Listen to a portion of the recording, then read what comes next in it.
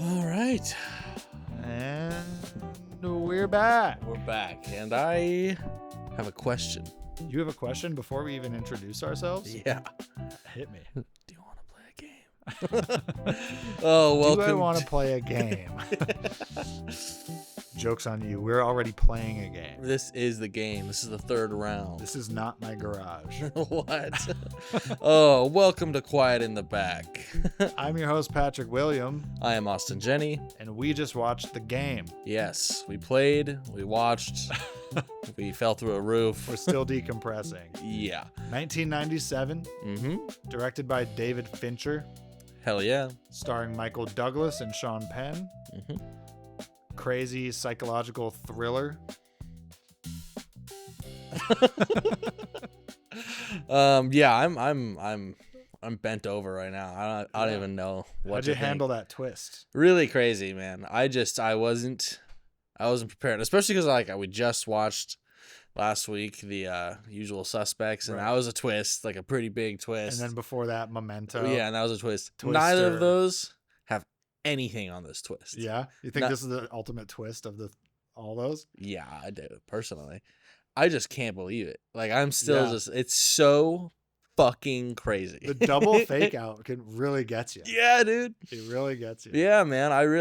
When he jumped, I was like, oh, That's it. this is the movie. He killed himself. They drove him to do Yeah. that. He just killed his brother. The crazy part is that he really did try to kill himself in that moment. Yeah, and they knew that he was gonna That kill was himself. the point. Yeah, They I were know. driving him to jump the whole time. Yeah, So that he could be reborn. yeah. I don't know if it works like that. He's a phoenix now. Rise from the ashes. CRS. Yes. Bible experts. Oh man. Yeah. the no, fuck? that's insane, dude. Yeah. That's very crazy. Yeah. I think it's one of the craziest movies I've ever seen.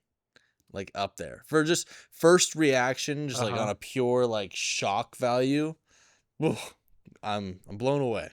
Yeah, it's a wild ride. Mm-hmm. I think it does a really good job of leading you on a journey Mm-hmm. where at the beginning, right, they're setting up this idea that he's going to play a game and he's going to have this company, CRS, sort of start infiltrating his life in unknown ways. Mm-hmm. We know this. It's being told to us, Yeah. more or less. And that he's going to have to like use these little keys and they're going to have actors and that give you clues. And Mm-hmm. it's an immersive game. Yeah. But they do a really good job of like taking it from there into this very blurred boundary where he no longer knows what is happening in the game Yeah. and what is real. Mm-hmm. And that is a very scary place to be. Yeah, you can't be messing with someone's full concept of reality. Right. Like that's pretty fucked up. As soon as we saw him enter that hotel room, that's when it really kicked into second gear and I was like, Yeah. "Oh no, they're framing him for stuff." And it just kept getting so much worse. Let's do a quick run through from memory of all the things that they do to this guy. Yeah. The first thing they do is from the very start, he Mhm. goes into their office. It's a fake office. Yeah. They're already playing the game. Yes. They are. Yes. From the moment he's like signing the paperwork, doing their psychological exams, Yeah. that is a fake office. They are getting all sorts of information about him, Mm-hmm. taking his pictures, fingerprints, all sorts of weird stuff. Just for setup later too. Yeah, just to set him up. Then he goes to his like favorite members only club, Mm-hmm. racquetball, Mhm. drinks. And they've planted two businessmen Yeah. in there who are conspicuously talking about CRS Yes. and Talking about the game. that Yeah. they played last year. And he can't help himself. Yeah. Buys them drinks, asks them questions, and they are very cagey Yeah. about it. Super duper. Fucking one of them answers in a biblical verse. She's like riddling him and he's like tantalizing him. What happens next? After that, is it not The clown. the clown? He gets home from that, and there's a wooden clown in his driveway in the exact same spot that his dad jumped off of the roof to kill himself. So his dad, at the same age that he is now, it's his birthday. He's turning 48. When his dad turned 48, he killed himself by jumping off the house.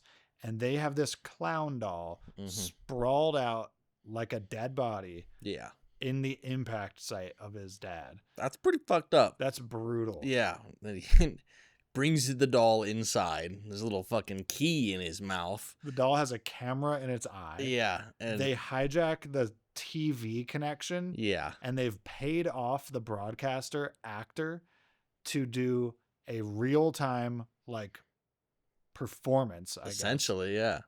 He is looking through the camera in the doll's eyes and then being beamed into the TV in his living room, and he's like talking to him in real time. I see you, Nicholas. Yeah.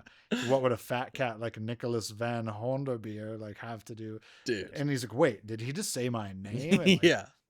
They're just fucking with him. Yeah. So hard off the bat. Everything is a lie. That's all pretty intense stuff. And then they just start ramping it up. Yeah. That's what, the restaurant. Yeah. So with the girl. They give him this number. They're like, you can contact this number for emergencies if anything's getting out of hand. Mm-hmm.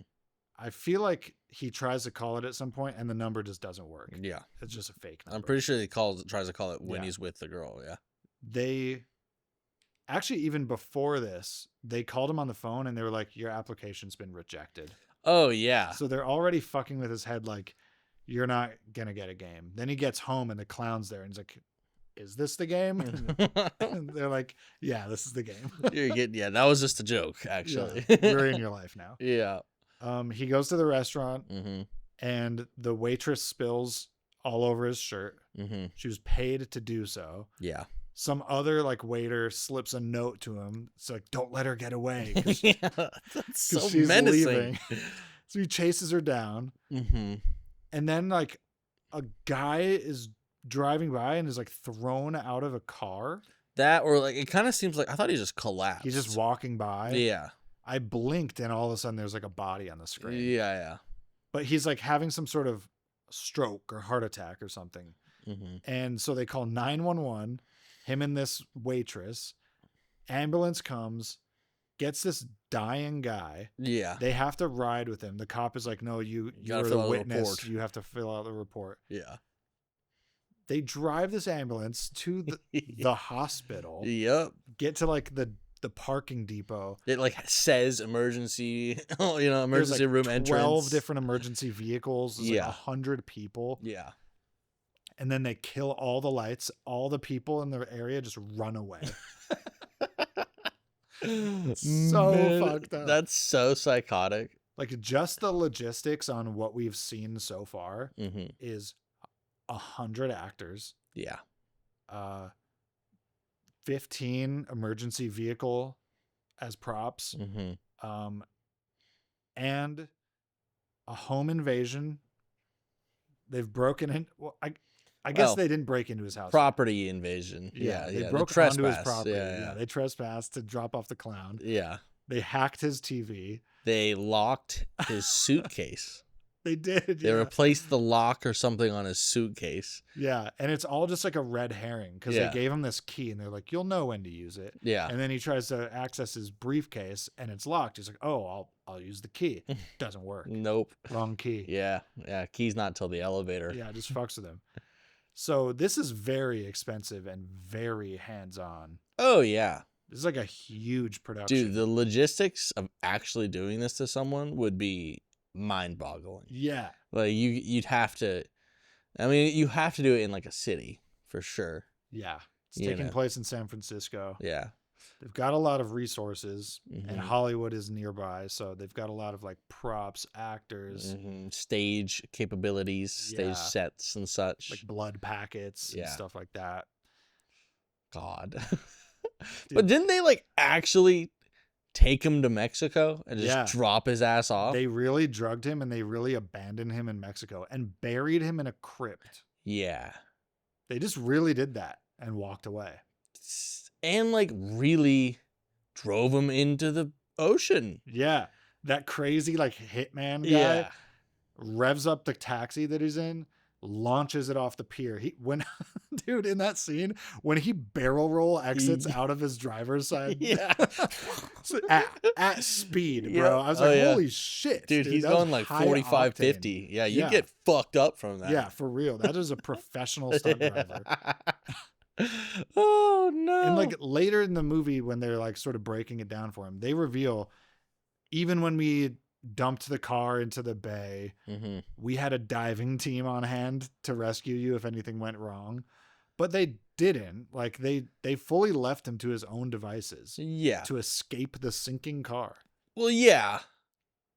That's crazy. But maybe they were gonna save him still. I feel like no, they were going to. Yeah. I'm just saying, like, but like they still like let him do it. That happened. Like, yeah. That's a full attempted murder. Yeah. From his perspective. For sure. Yeah. And then they calls the cops and just more of the fucking CRS people. Yeah. Or CSR or whatever. They're lying about how they have no motive. They've got like no real evidence. They can't corroborate any of his claims. I couldn't believe that shit when they fucking are like in the cafeteria and you're seeing every actor you've seen in the movie so far. And then like those fucking guys come in and are just like fucking shooting it up. I start shooting. Yeah, dude. and just randos are dying left and right too. And oh my God. The amount of planning required by CRS to accomplish all of this. Like they wrote a tight script. Yeah. And they need everything to go according to plan. And obviously there's got to be some sort of improv happening by the actors. But as far as like hitting the story beats goes, like those are locked in. Like they know that they're giving him clues. Like they play the commercial that's featuring the actor. Who is also the actor who is playing the guy who signed him up for CRS. So his brain connects the dots. He's like, I've seen that guy before. Yeah. He's like, that's an actor. I'm going to go find him. And he thinks he's like hot on the trail. He's got like a lead on CRS. They planted that commercial. Yeah. They want him to come find them. Yeah. They want him to access the cafeteria. Yep. To quote unquote, pull back the curtain, meet the Wizard of Oz. And that whole time he still has a fake gun. And she makes him believe that it's real. Yeah. That's so crazy. Because it's his gun from home, but they like had to have replaced the bullets or something. Blanks or something. But yeah, she plays it up. She's like, wait, where'd you get that gun? That's not one of our guns. And he's like, that's mine from home. She's talking on the radio. He's got a real gun. We've got a real gun. Yeah. Oh, man. That was a great job. Like, that was I was so convinced. Fully selling the idea that, okay, you've now ascended out of the game. We're breaking the fourth wall. We need to stop playing Mr. Van Orton because this is not the game anymore. Yeah. Fully convinced him that that's the case. Yeah. After he shot his brother, you know.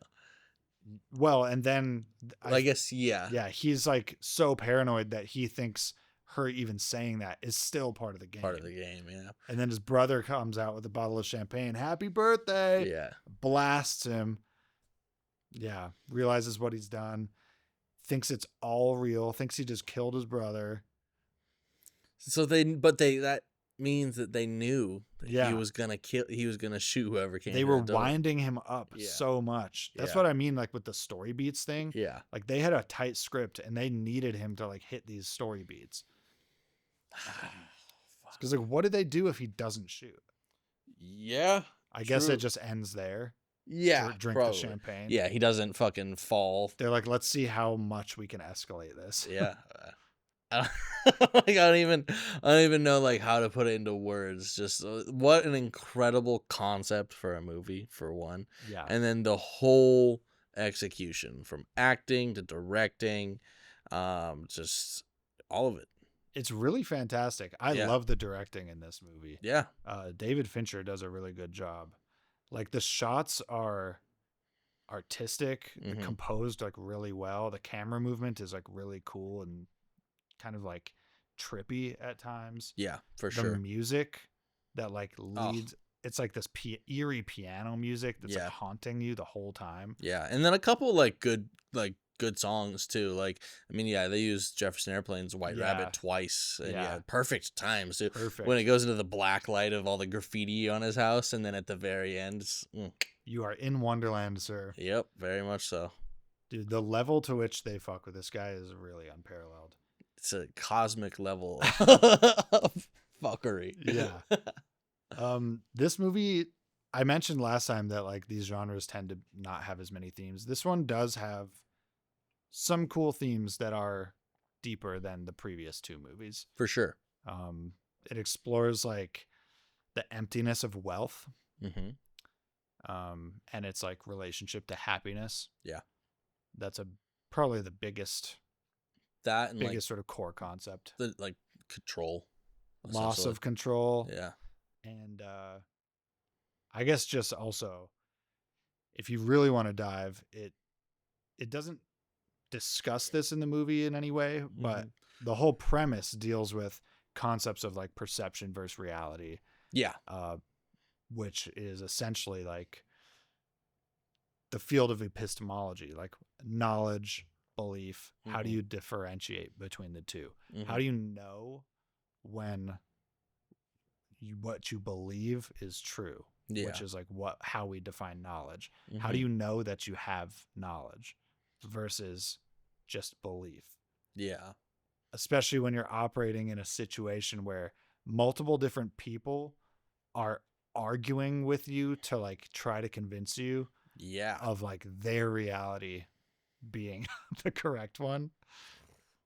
I mean, you basically just can't. You'd never be certain.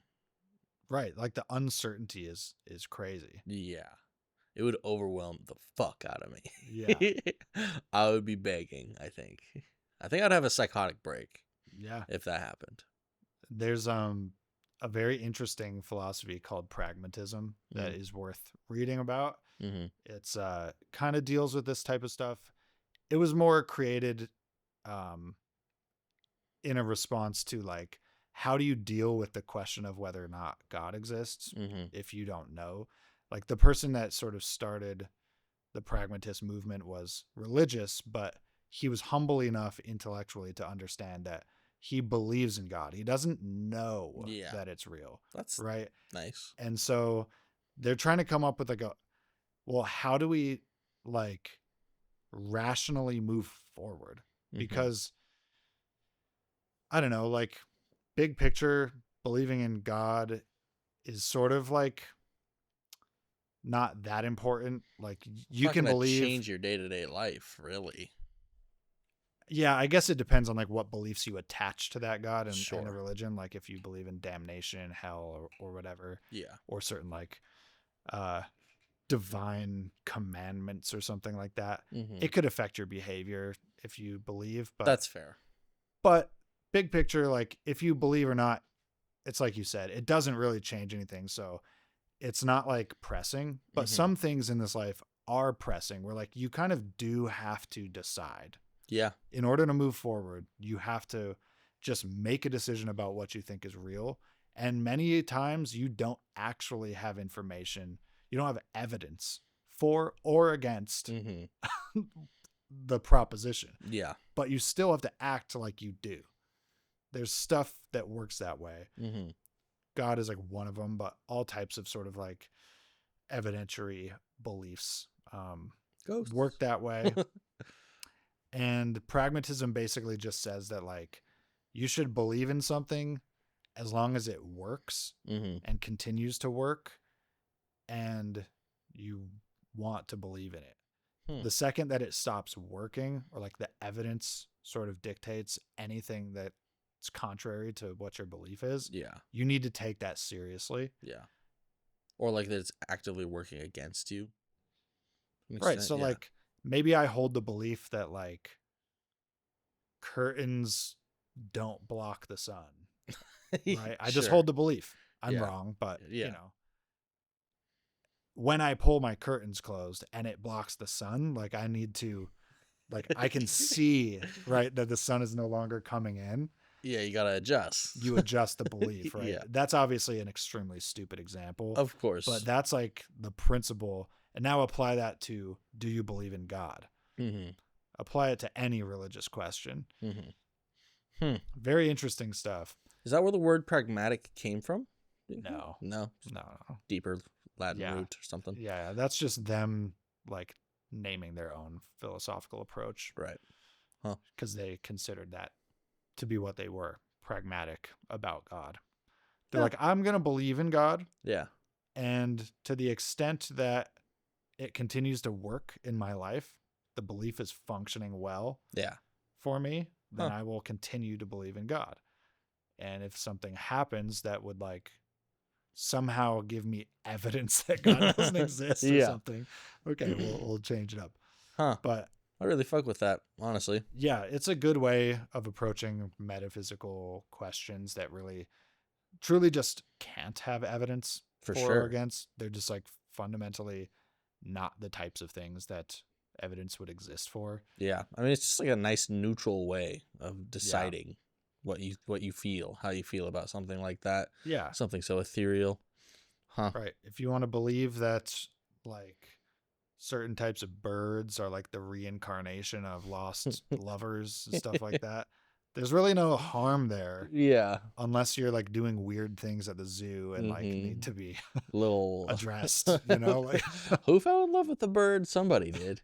I feel like is was this it a literary character? a literary character? No. Who fell in love with a bird? Someone smart. Tesla, I believe. Nikola Really? Tesla. He was yeah. in love with a bird? I'm pretty sure he was in love with a pigeon. Had like a relationship What? with this pigeon. I don't quote me, but I'm like 80% sure that Tesla I loved a have bird. no evidence for or against that assertion, so I I could change it choose. right now. I choose to believe it Do it. because I'm going to be pragmatic about this belief. I'm pretty certain, actually. Yeah. For a sec, I thought it was Edgar Allan Poe, but I was just thinking of The Raven. But no, it is Tesla. But in this movie, we do not see our main character exercising any forms of pragmatism towards this situation. We see him just going down a dark rabbit hole. Yeah. He's not really like spending much time, I think, like rationalizing and thinking like, well, if this were true, what would it look? He's just like taking a bunch of things at face value Mm-hmm. and then being like, this feels real. Yeah. Well, I mean, there's such like confronting things. It's like such. It's so immediate. Yeah, such immediate high stake problems keep arising, and he just has to. He's got to tackle them right away. He does. And I guess in that sense, he actually is exercising the pragmatic method. He doesn't have the luxury of not choosing. He doesn't have the luxury of not making a decision when people are shooting machine guns into your apartment. So I guess in that sense, he actually is just choosing to believe it's real and then figuring it out later. Yeah, I mean, you have to. Which is essentially, so I take it back. He's actually doing the exact thing that William James says you should do. Yeah. In relation to whether you believe in God. Huh. He's just doing it in relation to the events of CRS's game. That's crazy. Oh my God. It's like, I don't really have the luxury of assuming that the machine gun fire is fake right now. Yeah. I need to run from it. That's so crazy. So like with every little machine gun shot, that's like a little tiny explosive planted in the wood that pops up right next to it. They Like, had those implanted in the floor. Like, Yeah. pop, pop, pop, pop, pop. Yeah. That's how do you control that? How do you 'Cause it's a control where burner- he runs? It's a burner apartment, Yeah. and I guess she They know- guides him through the house too. and they know the basic angles of like where the goons will be from the ground level. Yeah. So they know Yeah. like the shoot lines. It's all Hollywood special effects. They're basically creating sets. Dude, They're doing blocking. They've got props. They're that's so fucking crazy. yeah, they're turning his entire life into a Hollywood movie. Well, they did a good job. They made him kill It himself. kind of reminds me of Truman Show in that way, actually. Now that I Oh. think about it, True. it's like a way more fucked up Truman Show. Yeah.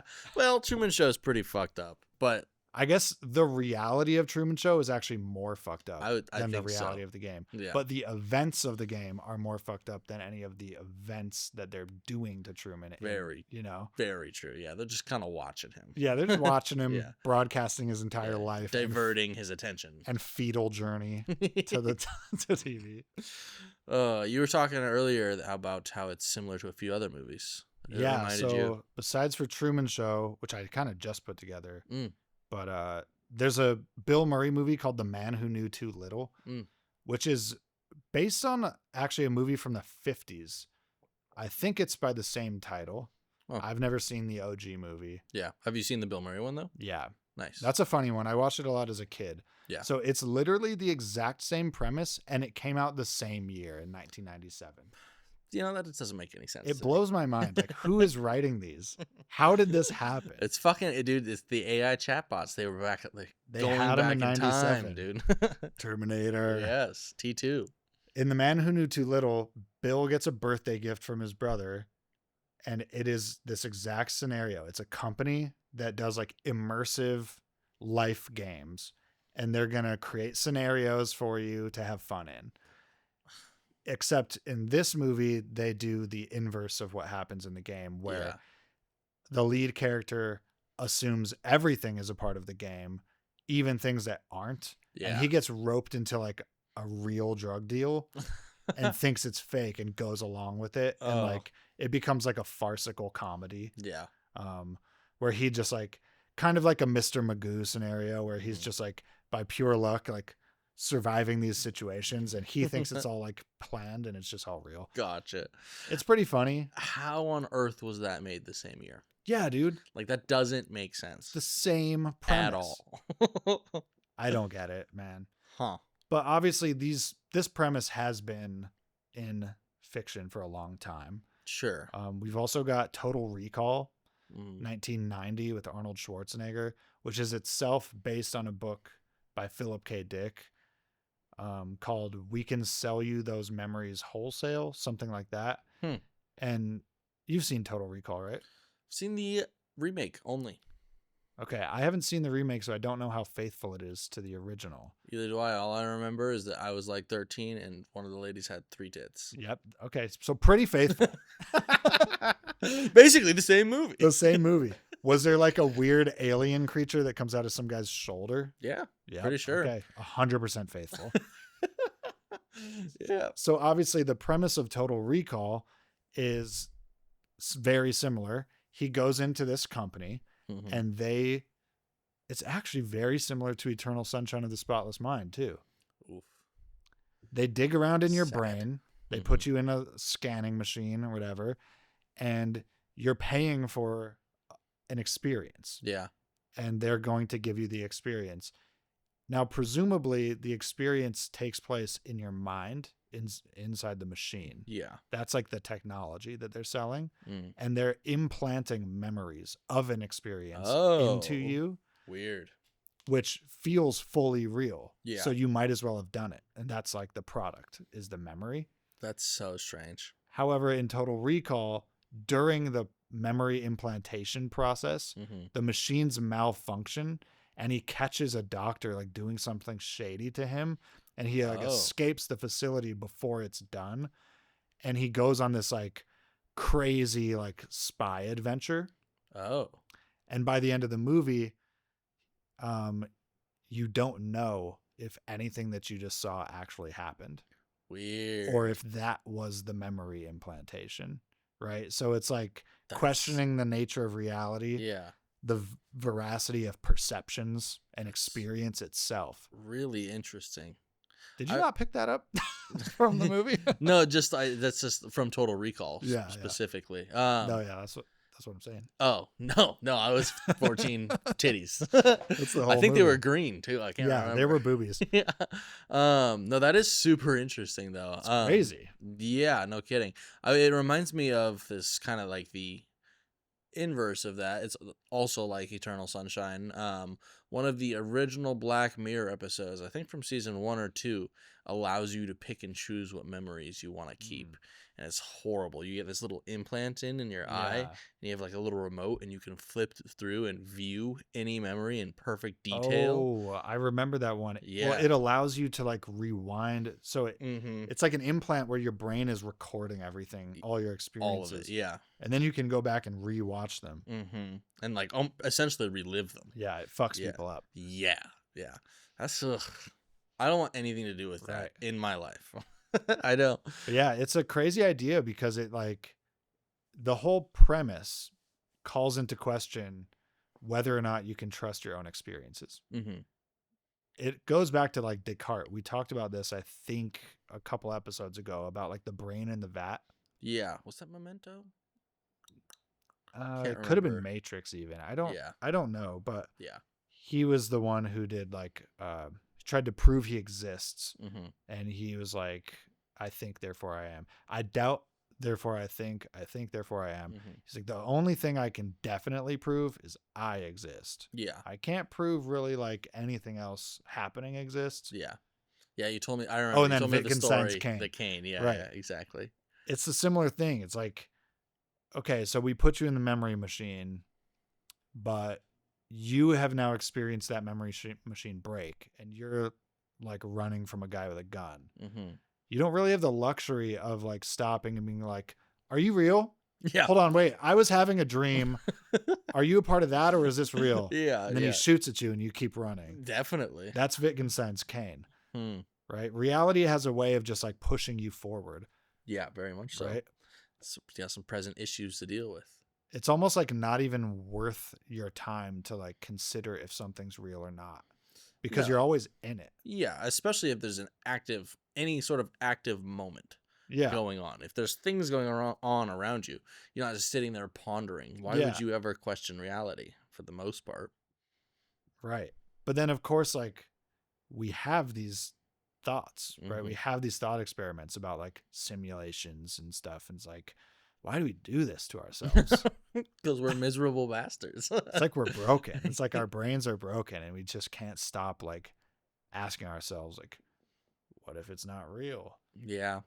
Yeah, it is interesting that that's essentially like a hardwired question into Yeah. the human psyche. It's like you know? part of cognition, For sure. like self-awareness. I mean, it's just, I think reality is so real and so visceral that your natural instinct is to question it. It's like, how can this be so real? How Yeah. can I be here right now experiencing this? And the thing is that we can imagine alternatives. Mm-hmm. So those alternative possibilities like drive our curiosity. For sure. We're like, well, if I can imagine a world that's different, Yeah. who's to say that that world isn't also real Yeah. Or somewhere? Like, how can I get into it? for Or, like, sure. Or if you're thinking about it in like the past tense of like, I could have made a different decision. And it's like, Right. did that happen? Is there a version where a different decision was made? You Yeah. know? Why didn't I? Yeah. So many different possibilities within that little context. Yeah. Living That's- is weird. It's weird, dude.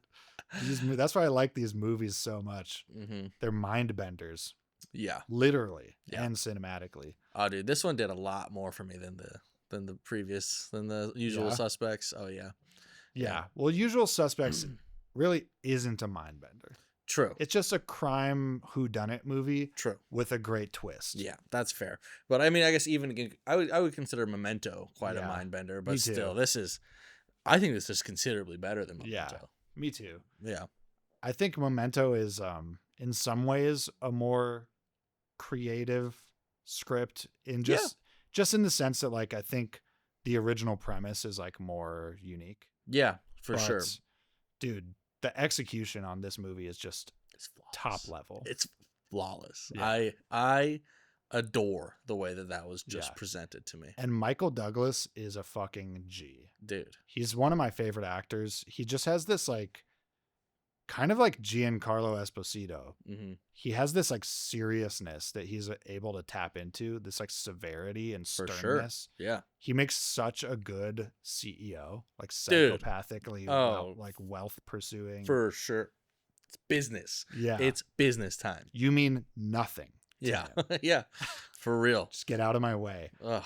Like Yeah. the phone calls that he has throughout this movie are like Brutal, dude. hurt to watch. Yeah. Oh, I feel so bad for the person on the other side of that I call. know. I really want to watch. You said it's called Falling Down. Yeah, Falling Down, dude. Yeah. I love that movie. Probably more than the game. Put it on the list. It's on the list for Nice. sure. We should have watched it already, man. Ugh, there's a million movies we should have watched. Dude, this podcast makes me so frustrated sometimes. It's just time. How are we Yeah. supposed to do that? It's because like every time that I think of a great movie, Yeah. I add it to our list. Yep. And the list is so fucking long. Dude, right the now. list is over 2 more years Yes. at this pace. Yes. Yes. 1 more year if we double our output.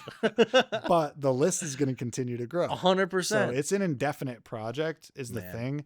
It could probably go for like the next 10 years. Mm-hmm. And we're still not going to tap into all the great movies. No. Yeah. And then you remember that we wasted a week watching Ron. we wasted multiple weeks on some Nick Cage movies. And it's like, damn, dude, why did we watch that? Because someone said it was a classic. Many people said it was a Mhm. classic.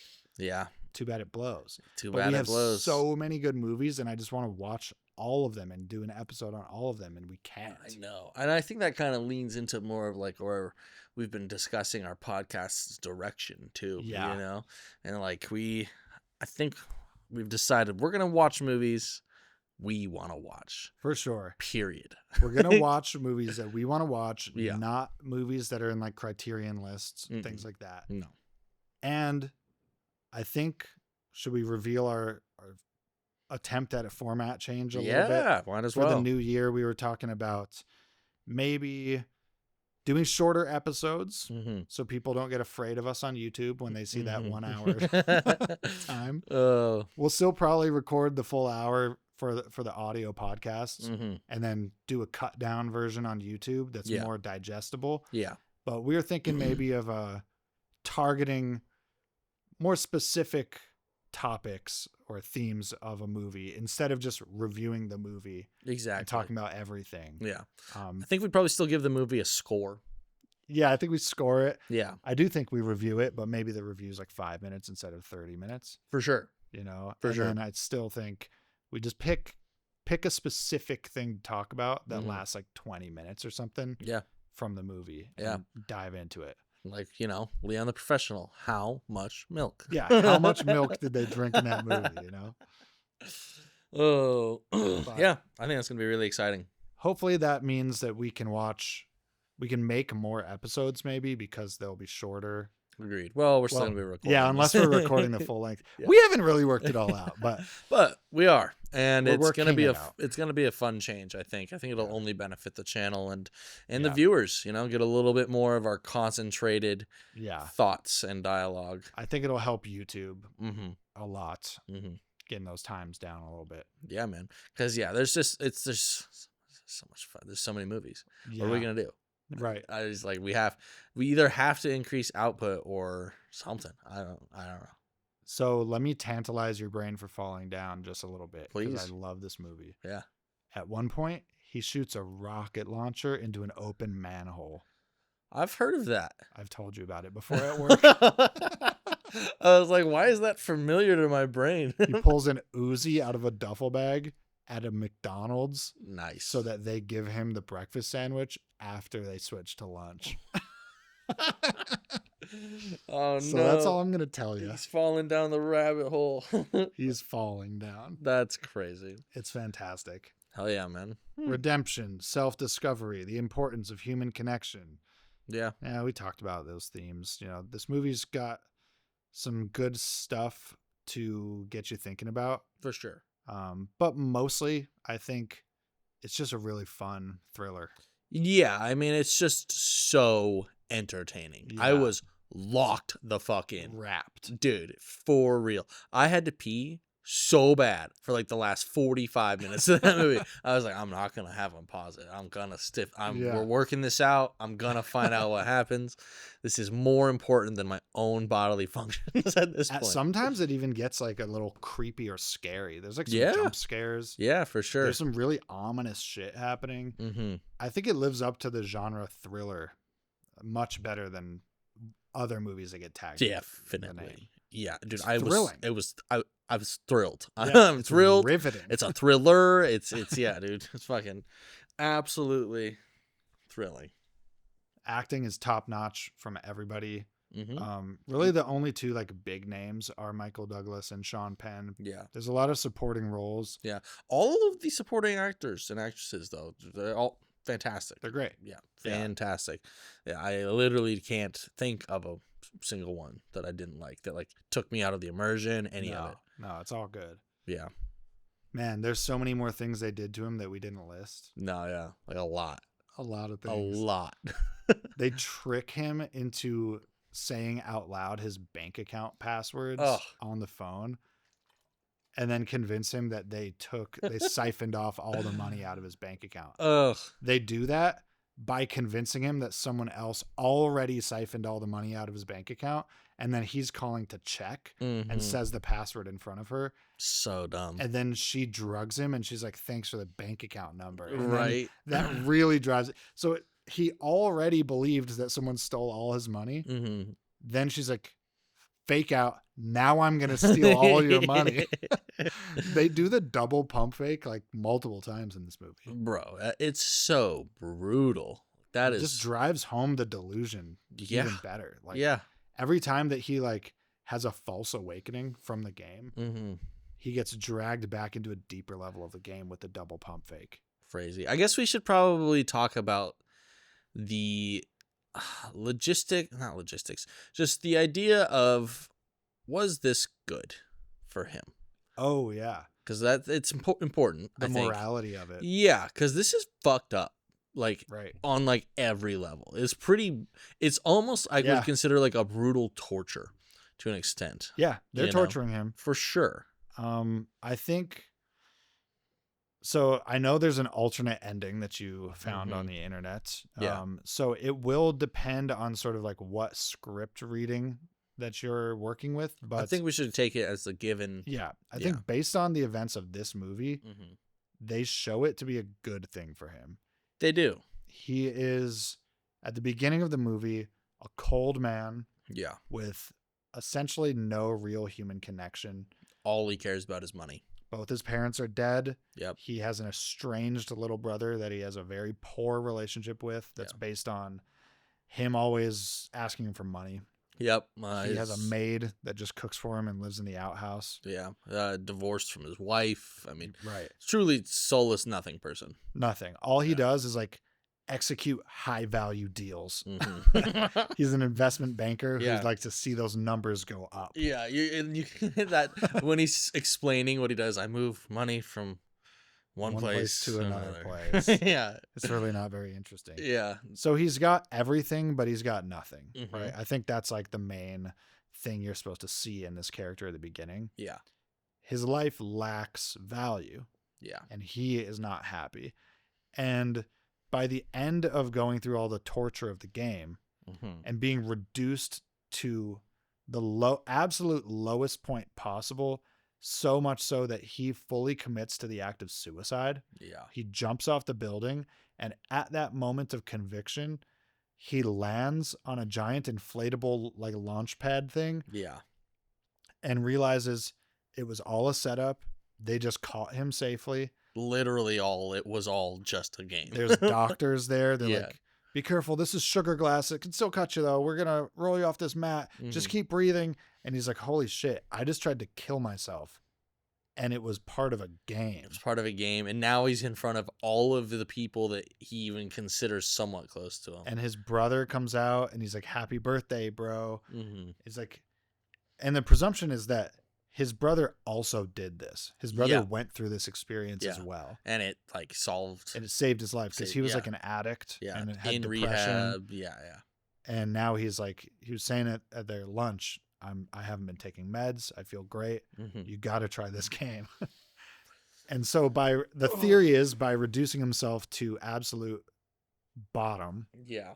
and him trying to kill himself is the ultimate letting go of his material possession. He literally let go of the material plane. Yeah. I mean, yeah, he, every aspect. And yeah, you can, I don't care about money. And now he's back in the world but he has the ability to fully like cognitively reset. Mm-hmm. He's got a strong relationship with his brother moving forward. Mm-hmm. He has a reset on his values Yeah. in relation to money, Yeah. and family, and people. Perhaps he's about to go on this new romantic endeavor. Yeah, he's interested in the actress and Yeah. he wants to date her, and you know, he has a zest to him that he didn't have before. Totally. And Yeah. a humility. And Yeah. like, I think the movie is portraying it as like, this has been a positive change in this man's life.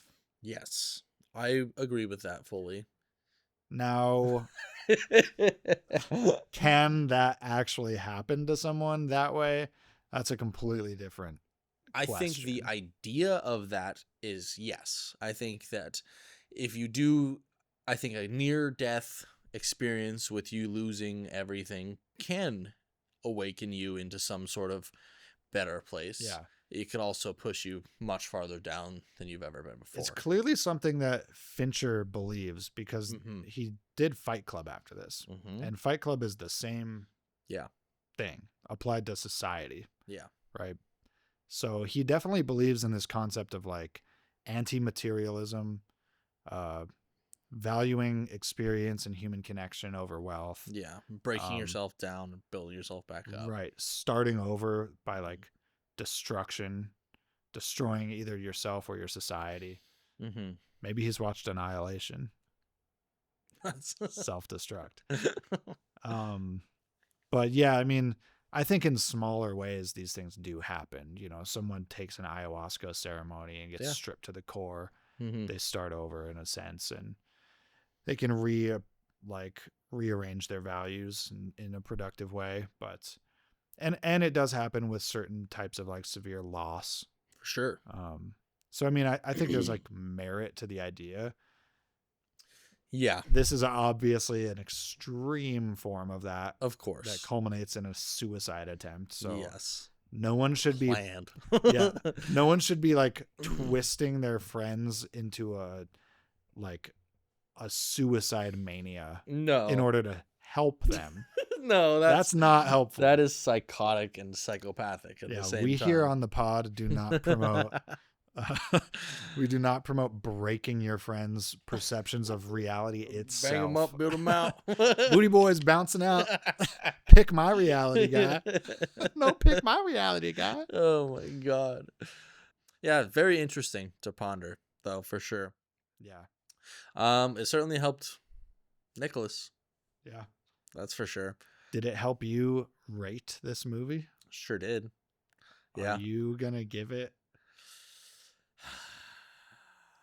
a 10? I don't know. I'm a little on the fence I'm a little on the 10 fence. If so, it's a light 10. Yeah. Yeah. I'm leaning between I'm like it's like a light 10 or like a 9.8. You know what I mean?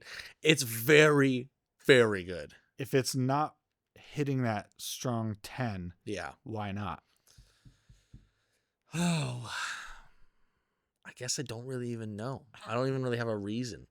It feels like it needed just a little more, like just a little more something to to chew up, you know, like a little bit more for me to like think about after the fact. And obviously I'm still thinking about it deeply, but it's not, I don't know. It's really hard. It didn't really connect with me on like an emotional level, which necessarily not all 10s have to do.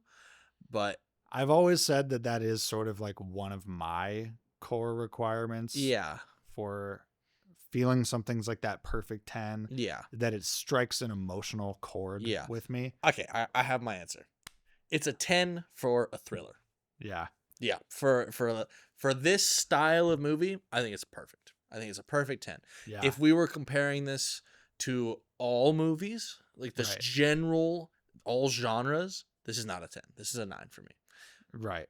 But as a thriller, as what it is, just a fucking crazy, exciting, awesome time, this is fucking amazing. It's a 10 in the sense that it is, I think, a perfect movie. Agreed. There's nothing I would change about it. Nope. It did everything correctly. Yeah.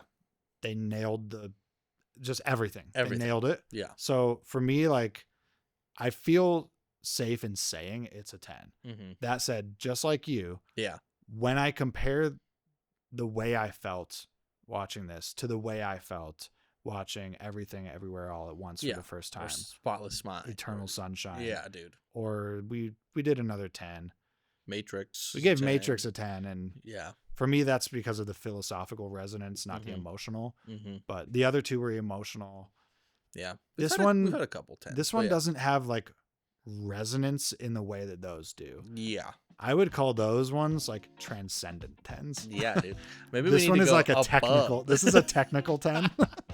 You're hitting all the technical marks, kid. Yeah, it's a technical 10, but it's not a transcendent 10. Yeah. No, I would fully agree with that. For sure. It's New demarcation. That's right. It's technically It's a you've got a technical 10, but yeah, no. I mean, I would happily say that this is the best thriller I've ever seen, in my opinion.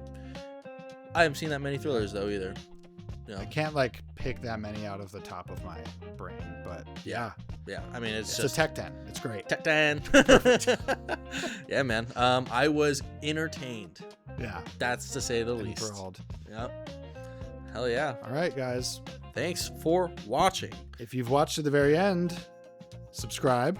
Yes. Like. Yes. Fill out this sheet of information so you can get your bank passwords. Please do your Myers-Briggs personality test. Shit. Answer. ENFP. Yeah. Have you ever tortured any small animals? Leave it in the comments, please. Please leave it in the comments below. And then if you could reply to that comment with your bank account routing number, checking, that'd be great. We won't use the information. No. Hear it quiet on the back. We are cool. I won't submit you into a game of my choosing. Oh, heck yeah. Well, All right. Well, until next time, you guys. Yeah. This has been Quiet in the Back. A man with everything, a man without a dream. He needs a little spice up in his life, and that's our thing. We tease him with a game, and then we don't explain that we are gonna break into his house and cause some pain. We're gonna spy on him and mess around, fishing for his bank accounts, drag him down to Mexico and lead him on that we're not pros. He'll think he's got us dead to rights, and he's gonna look down the sights. But when he shoots that gun, it isn't very fun. It's the game. It's the game. You're in a game, 'cause your life is lame. Now what you gonna do? It's Hollywood theatrics, stunts and special effects. He thinks